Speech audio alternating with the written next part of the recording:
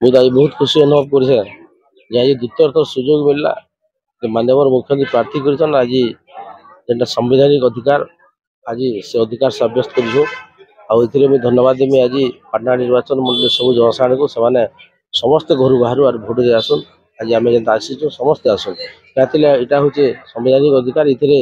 आम चयन करमा गोटे प्रार्थी के 5 वर्ष लगी और मोर आशा रहा आगामी दिन में सुनिश्चित लोक आशीर्वाद रहा विगत दिन आशीर्वाद देखिए 2019 2024 आशीर्वाद देवे और सुनिश्चित माननीय मुख्यमंत्री आशीर्वाद पाटना अंचल लगे 2 दिन सुजोग देते मत सुनिश्चित आगामी दिन लोक सेवा करवार लगे सुजोग मिलवा और आज मुझे धन्यवाद देवी सब भोटर भाई भाई मान सब बाबा कका मान समस्त माँ मौसी मान समस्ते